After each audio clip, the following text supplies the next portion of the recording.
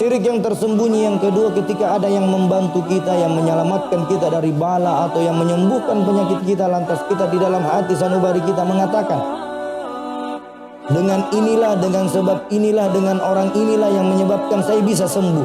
Disinilah yang dapat mengkikis sholat ibadah kita. Disinilah yang dapat membuat kita semua hancur ibadah kita. Sebab apa?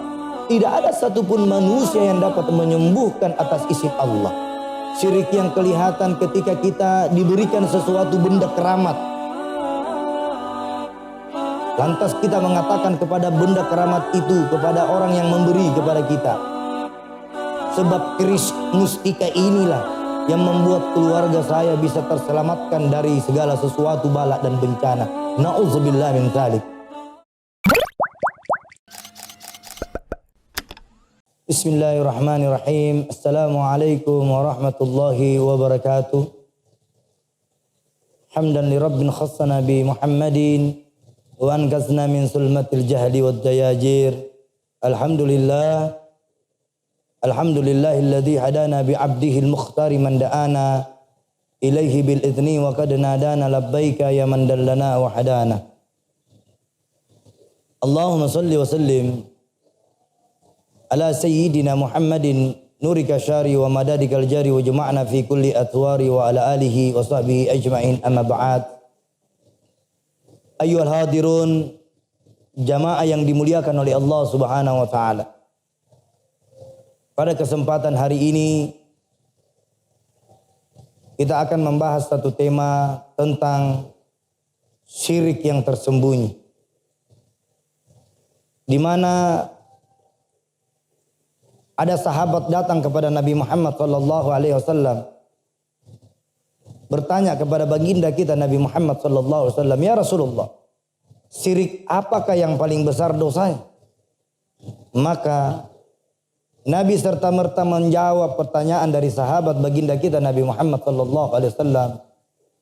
Lalu Nabi berkata, syirik yang tersembunyi adalah sesuatu ucapan atau terima kasih yang kita ucapkan kepada saudara-saudara kita yang telah membantu kita, yang merasa berlebih-lebihan.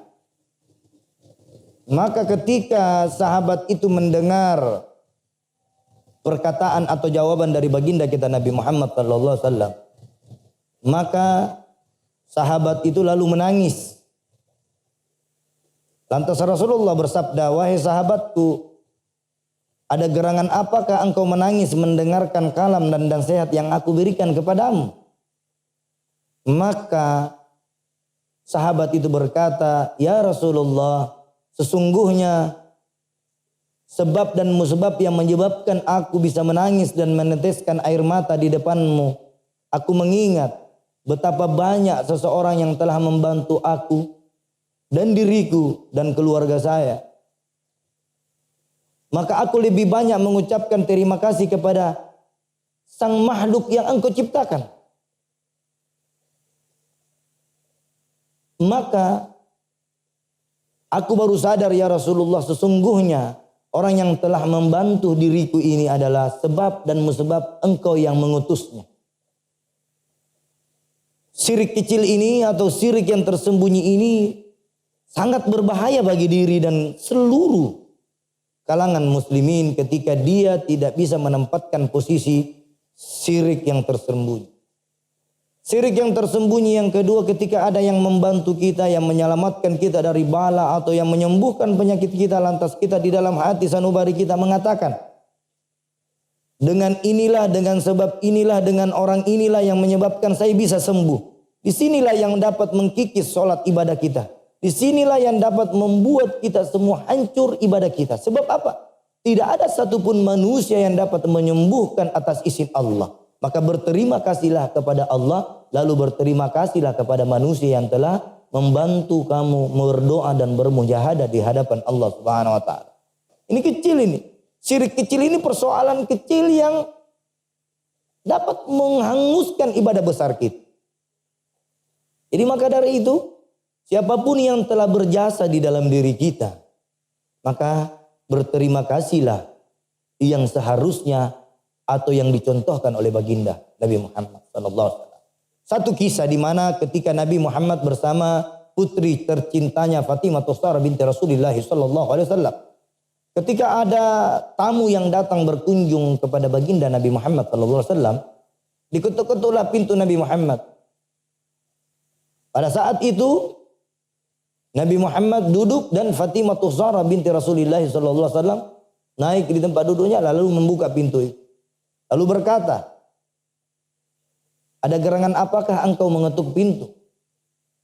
Lalu seseorang yang mengetuk pintu baginda Nabi Muhammad sallallahu alaihi wasallam mengatakan, "Aku ada hadiah yang akan aku berikan buat kekasih Allah, yaitu baginda kita Nabi Muhammad sallallahu alaihi wasallam." Ketika Fatimah melihat hadiah yang dibawa oleh salah satu sahabat Nabi, serta-merta Nabi tidak mengucapkan terima kasih di hadapan orang yang membawa hadiah itu. Nabi langsung mengucapkan syukur di hadapan Allah. Setelah Nabi mengucapkan rasa syukur di hadapan Allah, lalu terucaplah dan terlontarlah terima kasih yang kedua kepada si pembawa hadiah itu. Sebagai kesimpulan, bahwasanya ketika kita dibantu atau membantu, janganlah merasa bantuan itu datangnya dari diri kita. Pada hakikatnya, seluruh bantuan, seluruh hadiah yang kita berikan kepada manusia, itu sebab dan musabab dari Allah Subhanahu wa taala.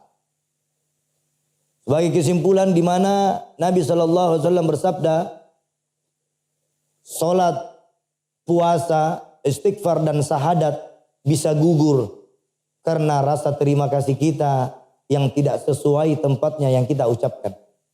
Maka dari itu, mari mulai dari detik sekarang, rubah sifat-sifat terima kasih kita di hadapan manusia, tapi berterima kasihlah kepada yang menciptakan manusia.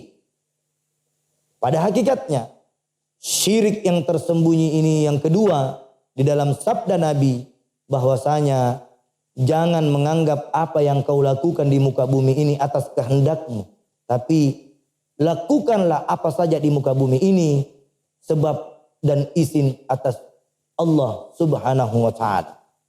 Ayol hadirun jamaah yang dimuliakan oleh Allah, ini syirik yang tersembunyi. Bagaimana syirik yang kelihatan? Syirik yang kelihatan ketika kita diberikan sesuatu benda keramat. Lantas kita mengatakan kepada benda keramat itu, kepada orang yang memberi kepada kita, sebab keris mustika inilah yang membuat keluarga saya bisa terselamatkan dari segala sesuatu bala dan bencana. Na'udzubillah min dzalik.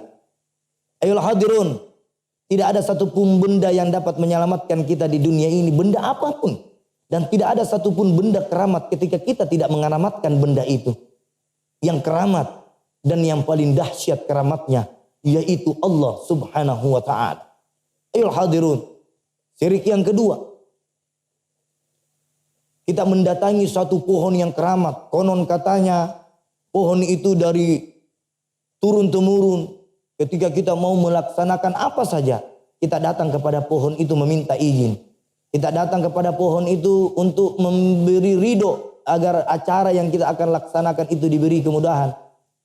Ini adalah syirik yang sangat-sangat dimurkai oleh Allah. Menyembah di kuburan, meminta di pepohonan, mempercayai azimat-azimat, ya, memberi sejajen-sejajen di danau atau di laut. Ini tidak pantas dilakukan oleh umat muslim. Ini tidak pantas dilakukan oleh saudara-saudara muslim kita. Maka dari itu beristighfar. Segala bentuk kesyirikan kecil dan besar itu tergantung di dalam jiwa zanubari kita. Innamal a'malu binniyat. Yang halal bisa menjadi haram ketika niat kita tidak sesuai dengan jalan yang kita tempuh. Ayolah hadirun, saya himbau kepada seluruh jamaah yang hadir dan yang mendengarkan nasihat kalam yang saya sampaikan pada malam hari ini. Insya Allah ketika kita dapat menjaga syirik tersembunyi, syirik kecil, syirik akbar dari segala aktivitas yang kita lakukan, insya Allah yakin dan percaya seluruh aktivitas yang kita lakukan di muka bumi ini tanpa izin Allah, maka itu tidak akan mendapatkan dan membuahkan hasil yang diberkahi oleh Allah Subhanahu wa taala. Sekali lagi, ketika salat kita ingin diijabah oleh Allah, ketika munajat dan doa kita ingin diijabah oleh Allah, ketika puasa kita ingin diijabah oleh Allah, sekitar sedekah, infak dan harta yang kita keluarkan ini ingin diijabah oleh Allah, maka hindari semua dosa syirik, baik yang tersembunyi, baik yang kecil, baik yang besar. Sebab apa? Salat dan amal-amal yang wajib yang kita lakukan dapat menggugurkan semua atas perbuatan dosa menyekutukan Allah Subhanahu wa taala. Bismillahirrahmanirrahim. La yadurruhu ma'asmi'i shay'un fil ardi wala fis sama'i wa huwas samiul alim. Wabillahi taufiq wal hidayah. Wassalamu alaikum warahmatullahi wabarakatuh.